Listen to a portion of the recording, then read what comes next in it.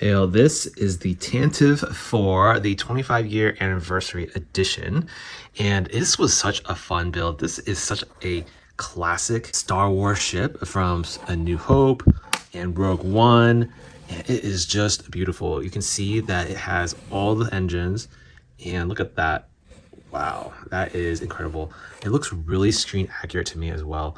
It's got minimal stickers. It's only got a few stickers, but you can see that it's also got this little radar tower, and then we got the docking port. We also have these turbo lasers.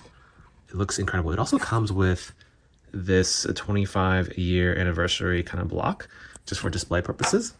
During the build, you'll also see these Easter eggs where you have C-3PO, you have R2-D2, and Princess Leia transferring the plans to R2-D2. And on the bottom, you'll also notice one of the escape pods have launched from the ship. So it's kind of neat.